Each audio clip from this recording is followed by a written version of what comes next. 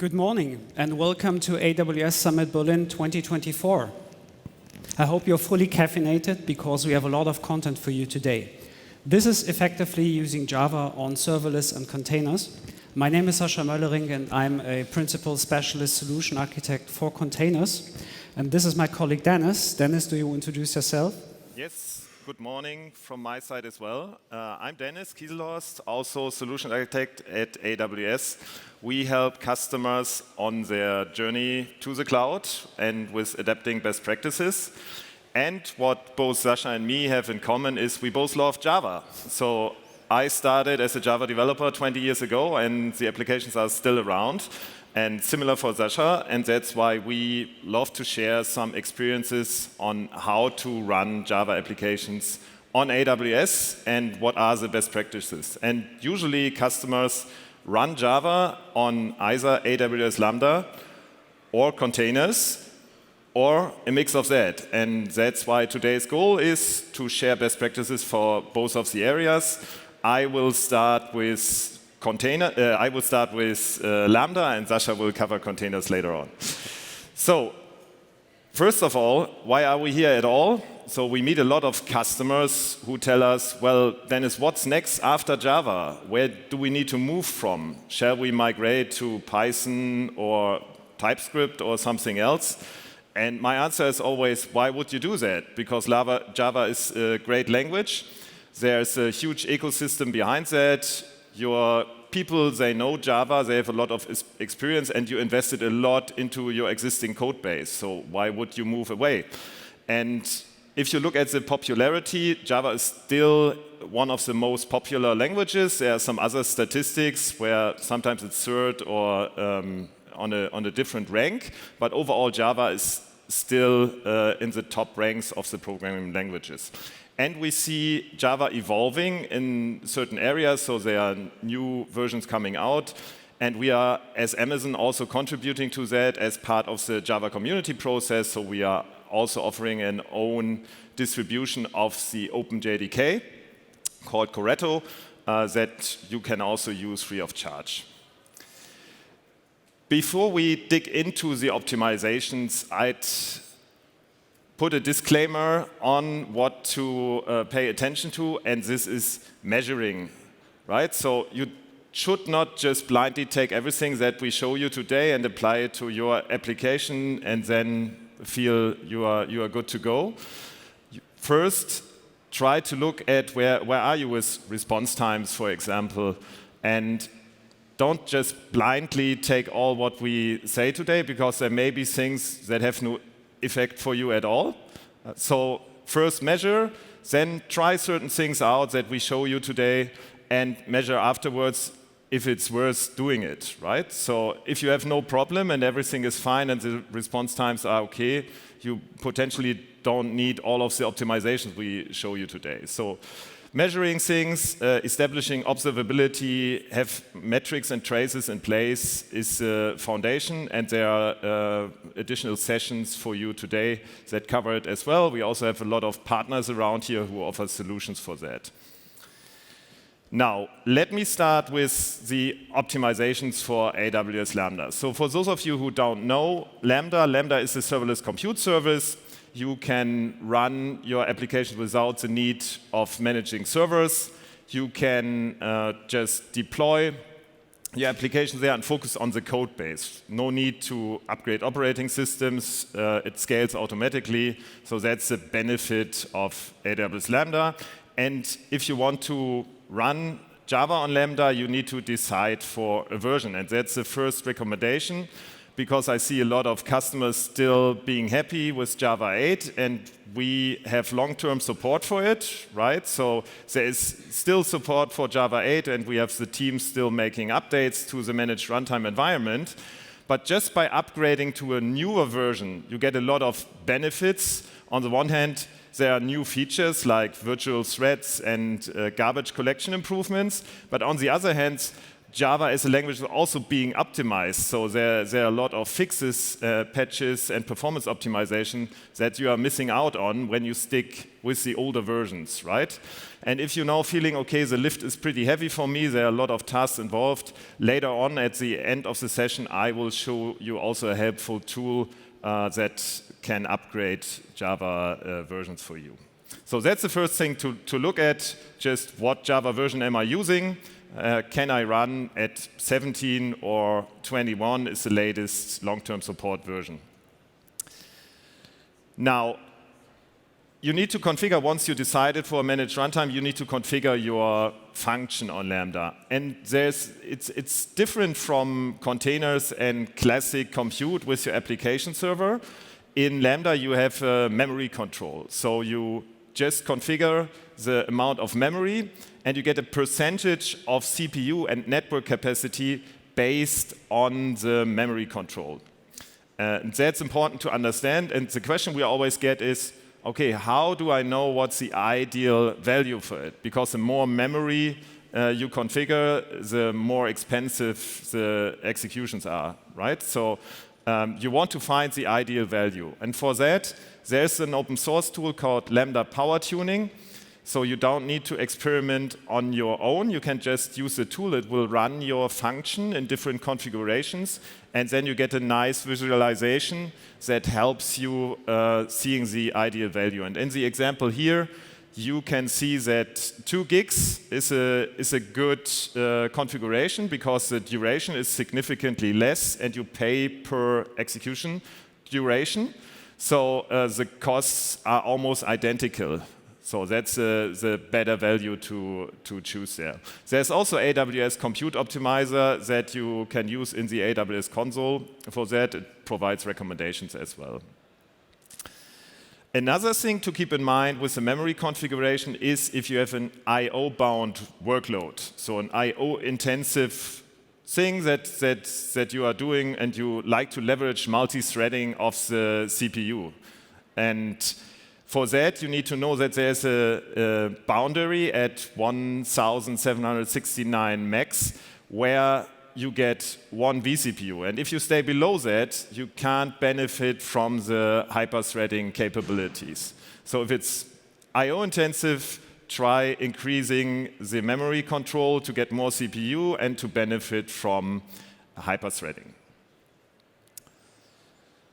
So after we have done the basic configuration, now it's time to look at your code, because optimizations in the code have a really great effect on execution times and how your function will perform on Lambda.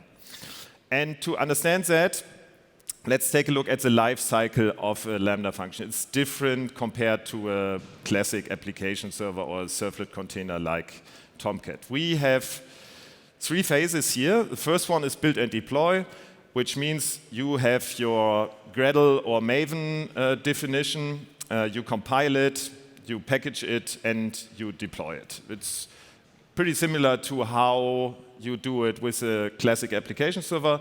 The difference is just in packaging and how you upload it. Once it is done, the Lambda runtime needs to download your code. We need to initialize and load the classes and start the JVM for you. And then there are executions, which means requests are coming in and we serve it and we run your code. And the entry point in the case of Lambda is a handler. So there's like the main class in a classic Java application, we have a handler interface, and the handler interface is the entry point to your code there. To compare a bit more on what the difference is, so Lambda scales to 0, which means if there are no requests, you pay per use and no costs are occurring. And once a request arrives, we will initialize an execution environment for you. So while an application server on a virtual machine, for example, runs 24/7 and is awaiting requests, we have no execution environment for you if there's no request. So once the request arrives, in here, the first request, we create an execution environment and we initialize it. So that's the first thing that happens. And after the initialization, we can execute the request. And once this is done and another request arrives, we can serve the request with the same execution environment because it's becoming available again, and we just keep it alive for a certain amount of time. If that execution environment is busy and a third request comes in, we need to create another execution environment. So this is different compared to the application server where you have multiple threads and the same instance will actually handle multiple requests. In Lambda, it will be another execution environment, which means we have to start a new JVM, initialize it again, and handle the requests there. So, and then it goes on, and we have another one here. The benefit is we can easily auto-scale it with the amount of requests. The disadvantage is we have multiple initializations happening. And if you know, starting a JVM, depending on how you designed your application, can be time-consuming. And your users will notice, and this is what we refer to as a cold start. So it's like you see a difference between the initialized execution environment and the uninitialized new execution environment, and this is something you want to avoid. You want to have constant response times, right? So what do we do about that? We try to optimize our code. And for the initialization, in general, you get 10 seconds of CPU boost, which means for the initialization, we grant you more CPU power than you get for the rest of the lifetime of your function, just to speed up the initialization. That's the first thing. And you should just do all the work that is necessary for your function as part of the earlier stages. So ideally, you move everything to build time, what you can, because then it will not affect the initialization or the invocation time later on. Or if you can't do it, move initializations, move things from the invocation to the initialization phase. What are examples for that? API clients, for example. So as part of your code, you want to talk to a different component, like a database, for example. It can be DynamoDB or a relational database like Postgres.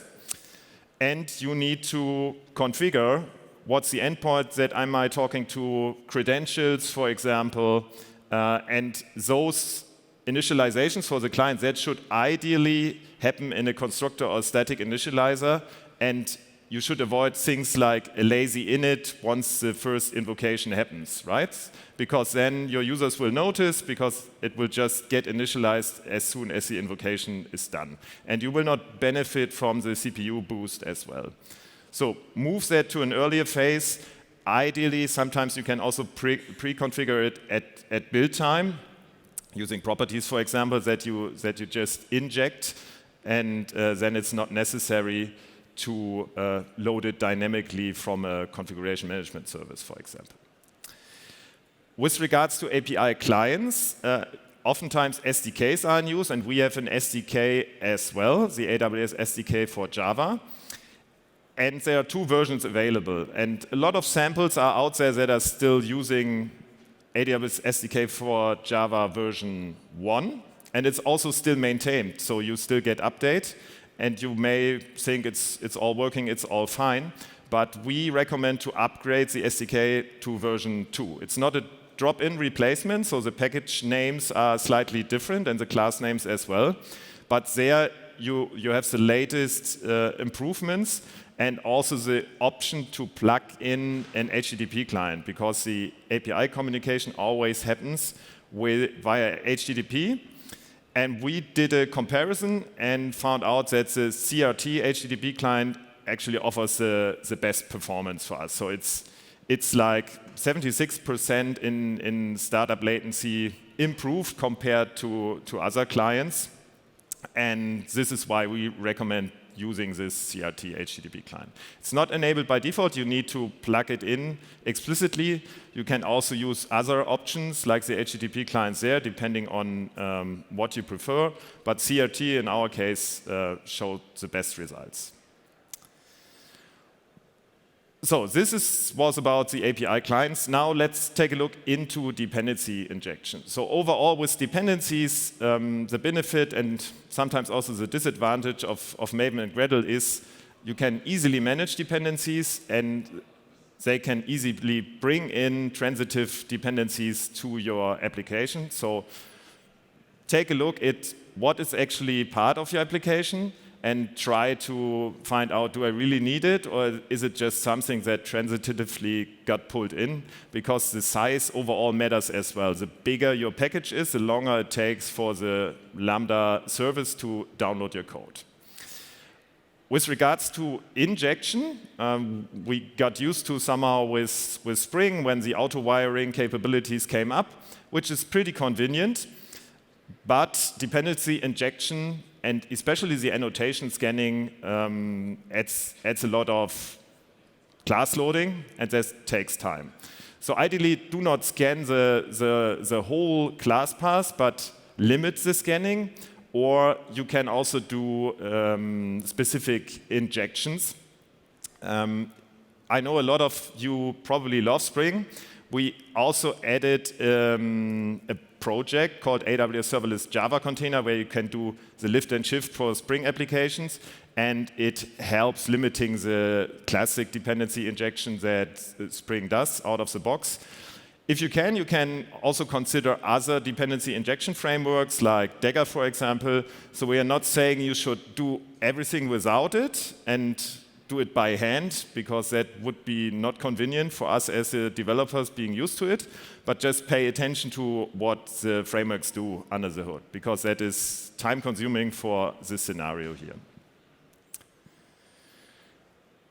Okay, now some of you may think, okay, that sounds reasonable, we can take a look, but some of you may also have already tried it and say, yeah, it's still Python starts up much faster than my Java function, and that's why we moved a while ago.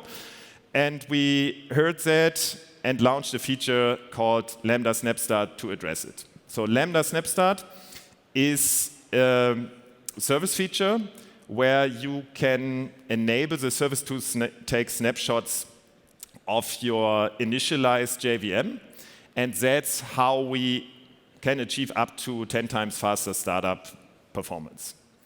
How does it work? So during the publishing of your function, we initialize it, and we take a snapshot and push it to a low latency cache. And once the request invocation happens, we just resume from the cache. So one thing to tell you is we snapshot not only the JVM, but the whole micro VM. So underlying under Lambda, we have the Firecracker micro VM technology, and we will snapshot the whole VM, which means it's everything that got initialized, the whole execution environment got snapshotted, not only the JVM. And you see here, it's happening during the publication. And one thing to pay attention to is that you need to version it, because we will snapshot a specific version. And while versions even existed in Lambda before Snapstart came up, a lot of you probably just use latest, because you want to point your API gateway as the ingress pointing to the latest code that you deploy. With Snapstart, it only works if you point it to a specific version. So you explicitly need to point the API gateway either to a specific version or to an alias that is referring to a version, because otherwise it will still work. You will still have the executions there, but then customers tell us, yeah, well, nice feature, but I don't see a difference. So for me, it doesn't seem to work. And the main cause for it is like, you are not using the snapshotted version, but rather latest, and you do not benefit from Snapstart in this case. Here's an example how you can do it in a template. This is SAM. You can also do it in CDK or the infrastructure as code language of your choice. Overall, it's easy to configure. As you see here, we just have a checkbox, and we enable an alias, and that's it. Then it is enabled. So fairly simple.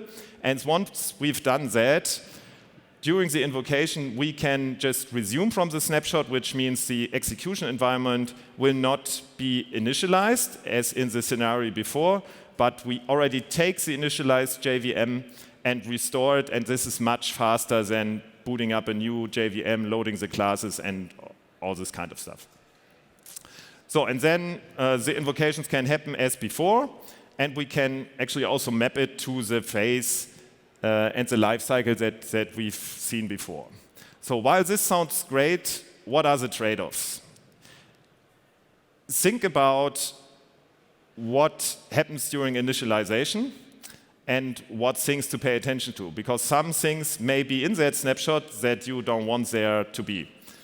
And this is a network connection, for example. If you think of the database scenario we had earlier, the SDK is initialized, we connect with the database like a relational database, we have an active connection, and then we snapshot the whole thing, then this connection is part of the snapshot, right? And once we resume it and try to use the existing connection, the database will probably have already closed it because it's like outdated and the database no longer has an open connection. And then you will see an issue. You can, of course, work around that with the database retry connection settings and things like that. But this is something to pay attention to. Then there's ephemeral data, like if you load credentials and you have credential rotation, for example, you may need to refresh those credentials. And uniqueness is a big issue as well. You don't want to have all the snapshots having the same unique things like for cryptography. So this could be an issue as well. To address it, there is an API which is offered by the Crack project, coordinated restore at checkpoint, and Sasha will tell you a bit more about Crack later on. But what it offers is an interface that you can implement with two methods called before snapshot and after restore. And within those methods, you can actually make some calls, like shown here. And you could also close a connection or refresh a connection. This is a possibility that this interface offers. Good. That should be it for Lambda for now. Now Sasha will cover the container part, and I will back in the end and tell you a bit more about how to upgrade your Java version.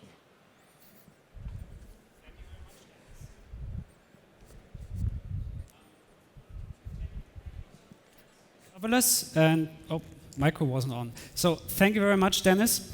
Now we've taken a closer look at serverless and identified some potential optimizations, but the question is now, what can we do with containers? Do we have the same patterns? Are those similar patterns? Completely different things we can do. And I've picked a couple of things, and I will describe them in the next couple of minutes. So one disclaimer.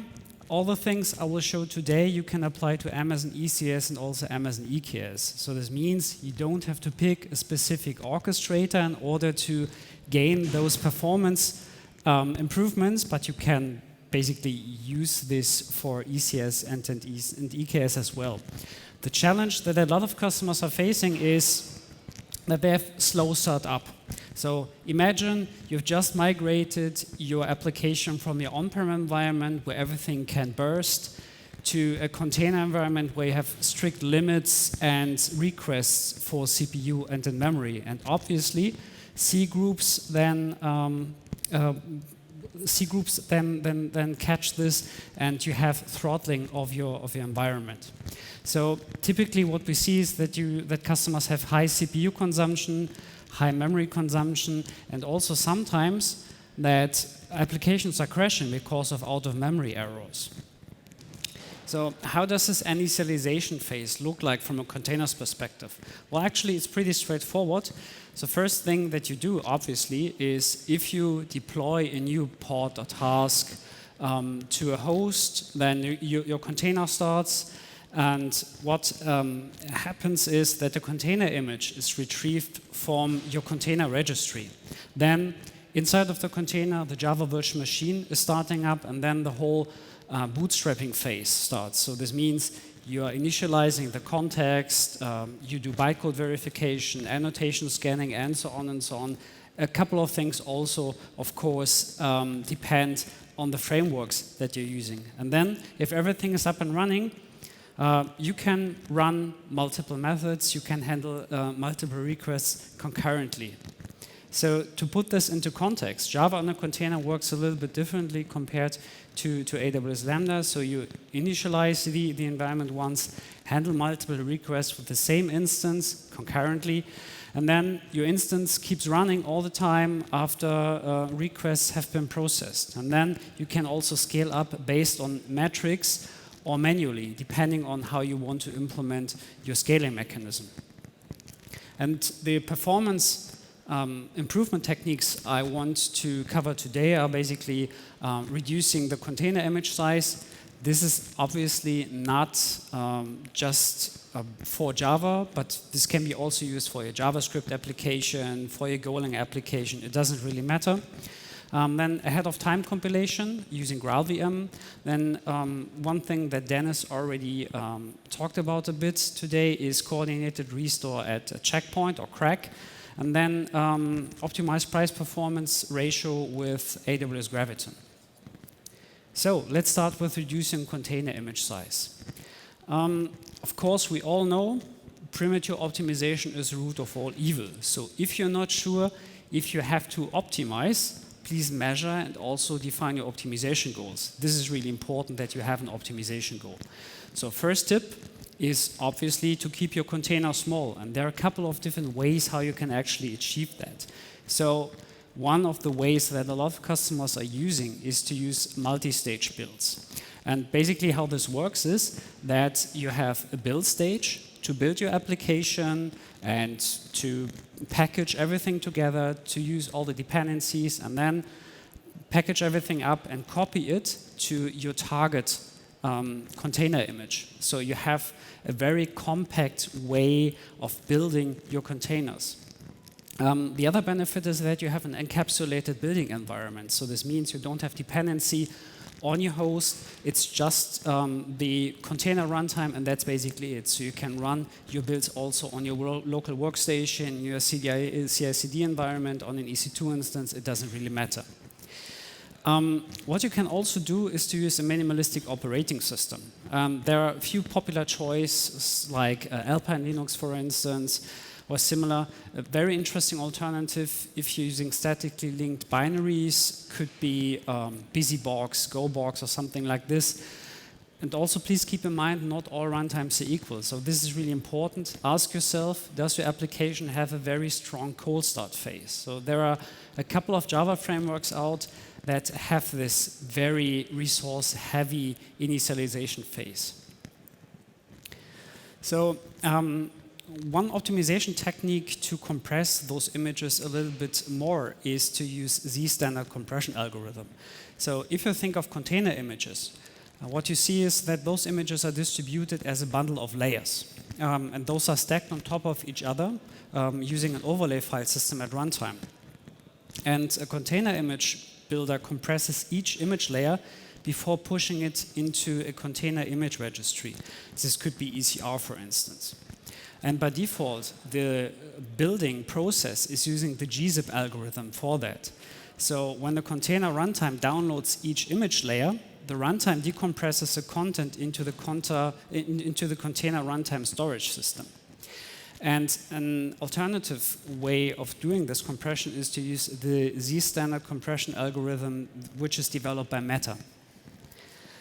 In our internal testing of the Z-standard compression, if we have taken a closer look at different setups and different container images, especially on AWS Fargate. And what we have seen is up to a 27% reduction in Amazon ECS task or Kubernetes pod startup times. So the reduction in startup time varies, of course, by the container image size, with larger container images gaining the greatest improvements. So this means if you have use cases like machine learning, artificial intelligence, or data analytics, those have traditionally very size-intense container images. Those workloads are potentially those candidates where you see the biggest benefits from adopting the Z-standard compression algorithm. Another thing that I want to highlight today is to use container image optimization with GIP. GIP is a tool/library that unfortunately isn't widely known. So it is a very convenient way to use it, especially for Java developers. And this is a tool to build an optimized OCI image. So another benefit is that you don't need a container runtime on your host. So this means this is an entirely encapsulated library that you can use. So when you're a Java developer, you can just use it in your standard Maven or Gradle build. So you have plugins for Maven or Gradle, or you can use the standalone Java library as well. And what GIP does is basically it separates the Java application also into multiple layers. So you have this optimization step in addition, which also has benefits from a build cache perspective. And using it is very straightforward. So what you do is actually you just say in your Maven step, in your Maven compile or package step, just Maven compile, reference the GIP plugin, and then specify a path where you want to push your container image. And that's basically it. Super straightforward, and everything else is done by GIP. The good thing is GIP has sane defaults, which means you can use GIP without a lot of configuration. But if you want to specify, for instance, a different parent image for your build process, or you want to run your Java process in the container with a different user ID, this is also possible. You can configure everything in your Maven or Gradle configuration. So ahead of time compilation. This is a very interesting and promising technology with GraalVM. And the GraalVM project provides a tool to do this native image compilation. So you have a compile time process, and you can create a native image. And the resulting program has a faster startup time and also lower runtime memory overhead. Who of you is already using GraalVM? A couple of folks. Okay, great. So what is GraalVM and what is a Graal compiler? So the Graal compiler is a dynamic just-in-time compiler written in Java that transforms your bytecode into machine code. And the Graal compiler integrates with the Java Hotspot VM, which supports a compatible version of the JVM compiler interface. And it does so by statically analyzing your code. So it only uses information known about your code or also your dependencies at compile time. And this is an important aspect. Please remember that if you're using GraalVM, it's compile time, not runtime. The implication of this is, of course, that you can't just create bytecode dynamically at runtime. A lot of APM agents, for instance, are doing this because they're generating proxies, for instance, for your Spring Boot application because they want to attach to specific Spring Beans to the get metrics. So, however, it is of course possible to use those agents if they support manual instrumentation of the code. But this requires, from a developer's perspective, writing more code because you can't just attach the Java agent and everything is working fine. You have to manually instrument your code. And this, of course, has an effect on how you need to write your code or how existing codes can be used or not used with GraalVM. Maybe your existing code base is not a good candidate for native image. GraalVM also has a nice integration with frameworks like Quarkus, Micronauts, Spring Boot, and so on. But of course, the same implications apply here as well. So you have this convenient integration in your build process, but of course, code at runtime is still a challenge. The application startup time can be reduced of more than 90%, which is quite impressive. So we've made a couple of tests in different container orchestration systems, and we have a couple of blogs out there taking a close look at the GraalVM. So it is a very interesting way if you want to squeeze the last CPU cycles out of your EC2 instance. And how does it look like from a Maven perspective? Well, this is actually a pretty straightforward Docker file here. What I'm doing here is, this is from one of my pet projects. My parent image is using GraalVM CE22 for the build stage. This is a multi-stage build process, so this means in the first stage, we build the application. Second stage, we copy the build artifacts into our runtime container image, and then we can push it to ECR. So what we are doing here in the build stage is to install SDKman, because I want to use Maven. I'm used to Maven, so this is why I still use it. And then after that, we start the build process for this Spring Boot example using Maven package. And what you see here from a Maven perspective is that I pass a different Maven profile, and it's called native. So this means I'd specify in my Maven POM XML a native part for the build, which then uses the native image build of GraalVM. And in the second stage, we use Amazon Linux as a parent image and copy the executable from our build stage to the target stage. And that's pretty much it, so pretty convenient to use. And then you have a native image of your Java application. And also with this multi-stage build approach, as already mentioned, you don't have to install GraalVM locally. You can just use a GraalVM parent image and build your application, and that's it. So now I want to take a closer look at a really interesting project, an OpenJDK project actually, called Coordinated Restore at Checkpoint, or CRAC. Who of you has heard of CRAC before?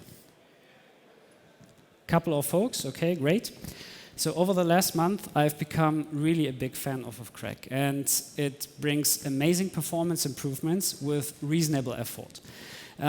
You can also still that it's fairly new and bleeding edge. There are a few loops you have to jump through to get everything up and running, but we've written quite an extensive blog post about this. So what is this actually? It's an OpenJDK project that provides a fast startup and immediate performance for Java applications. And it allows for starting a Java application and a JVM from an image in a warmed-up form. So the image is created from a running Java process at an arbitrary point of time. So this is basically your checkpoint, and the start from the image, so the restore, continues from the point when the checkpoint has been made. And this is a very interesting concept, because what you can do is you build your container image, start the application, you have a warmed-up JVM, take a snapshot, and then you can start another instance of this. And this is basically the warmed-up form of the JVM. And Azul initially started the OpenJDK CRAC project and released the JDK with CRAC support. And of course, there are alternative OpenJDK distributions. One, for instance, is also offered by Bellsoft. They also have very convenient container images. So how does this work? Usually, if you build your container image with a JVM, it is pretty straightforward. You build your application, you copy it into your container image, you start the application, and that's it. And now there's one additional step. So first thing you have to do is to create a container image. Second thing, start the application. Maybe also do a little bit of load testing and go through different branches of your code. Then you create the checkpoint. This is number 3. Number 4 is to create a container image with the checkpoint files, right? Number 5 is run the container from this checkpoint. So the implication of this is that your CI/CD process gets a little bit more complicated, because you have this one additional step where you snapshot your JVM process and then create a new container image.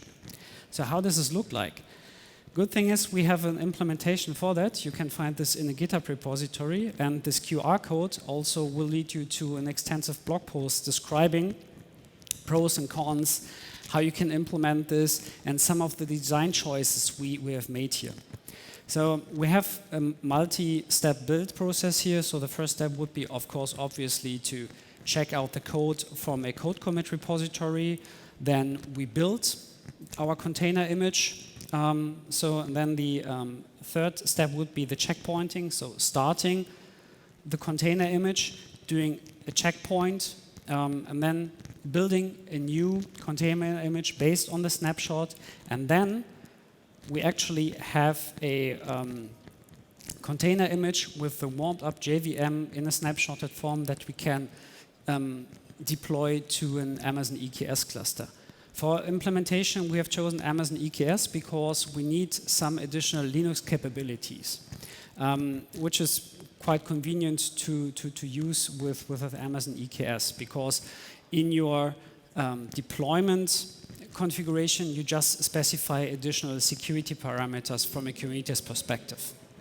So how does this look like from a performance perspective? Actually, it's quite impressive. So we have a standard Spring Boot application. Startup time is 19 seconds, so nothing special here. And what we see is when we do a start from an existing snapshot, we can reduce this to 2.5 seconds. This is quite impressive, actually.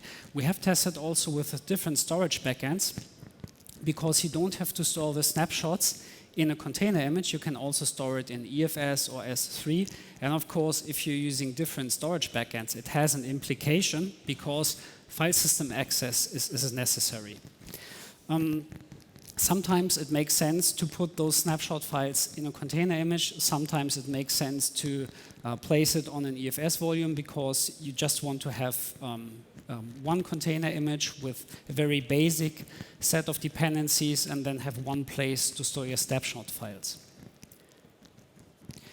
So build once, deploy anywhere sounds really great, but in reality this can be actually quite hard to achieve if you want to run your containers on ARM instruction set. So with Graviton 2, we provide up to 40% better price performance over comparable x86-based instances.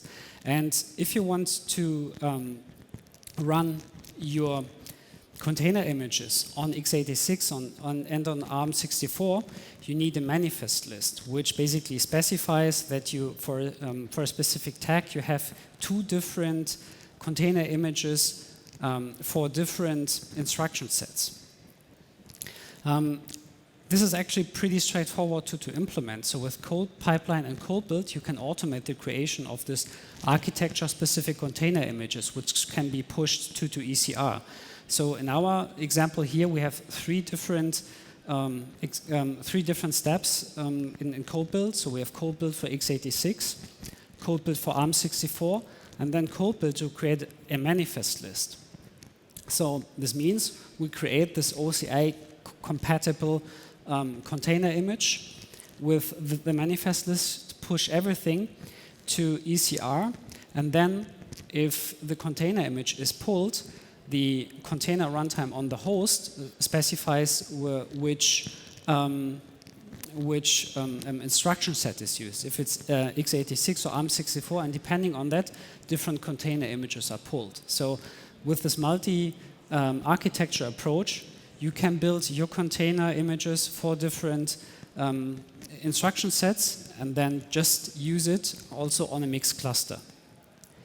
So we're coming to the end of this session, and for that we have also mapped the different optimization steps to easiness and also effectiveness, because it's a multidimensional approach here.